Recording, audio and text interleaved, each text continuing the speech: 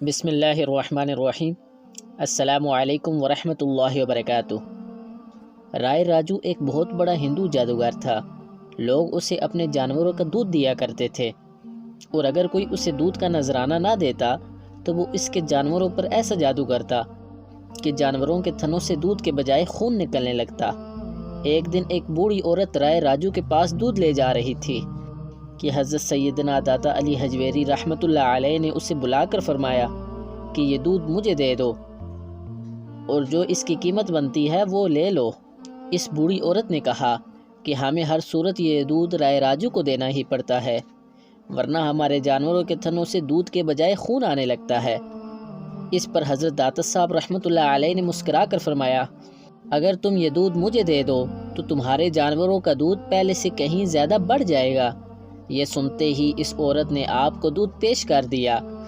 جب وہ اپنے گھر گئی تو یہ دیکھ کر اس کی حیرت کی انتہا نہ رہی کہ اس کے جانوروں میں اس قدر دودھ تھا کہ تمام برتن بھر جانے کے بعد بھی تھنوں سے دودھ ختم نہیں ہو رہا تھا۔ جب آپ رحمۃ اللہ علیہ کی یہ زندہ کرامت لوگوں میں عام ہوئی تو گرد و نواز سے لوگ دودھ کا نذرانہ لے کر آپ رحمۃ اللہ علیہ کی خدمت میں حاضر ہونے لگے۔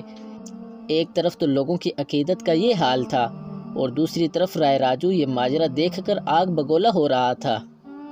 آخرکار آپ رحمۃ اللہ علیہ کی بارگاہ میں حاضر ہوا اور انہیں مقابلے کے لیے للکارتے ہوئے کہنے لگا کہ اگر آپ کے پاس کوئی کمال ہے تو دکھائیں۔ آپ رحمۃ اللہ علیہ نے فرمایا، میں کوئی جادوگر نہیں، میں تو اللہ تعالیٰ کا ایک عاجز بندہ ہوں۔ ہاں، اگر تمہارے پاس کوئی کمال ہے تو تم دکھاؤ۔ یہ سنتے ہی وہ اپنے جادو کے زور پر ہوا میں اڑنے لگا۔ آپ رحمۃ اللہ علیہ یہ دیکھ کر مسکرائے اور اپنے جوتے ہوا میں اچھال دیے۔ جوتے رائے راجو کے ساتھ ساتھ ہوا میں اڑنے لگے۔ آپ رحمۃ اللہ علیہ کی یہ کرامت دیکھ کر رائے راجو بہت متاثر ہوا، اور نہ صرف توبہ کر کے دار اسلام میں داخل ہو گیا بلکہ آپ رحمۃ اللہ علیہ کے ہاتھ پر بیعت بھی کی اور آپ کی صحبت بابرکت سے فیضیاب ہوا۔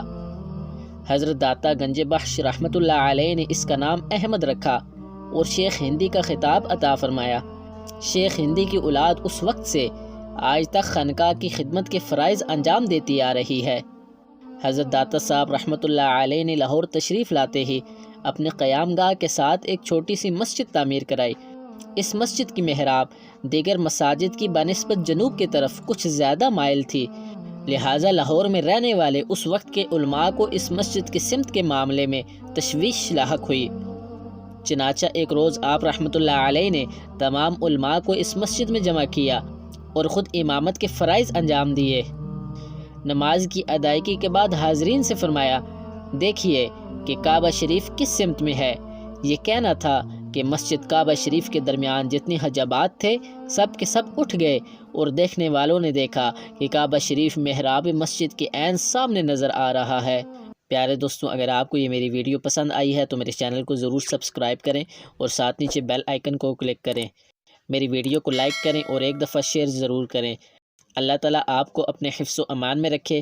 ملتے ہیں نیکسٹ ویڈیو میں، تب تک کے لیے اللہ حافظ۔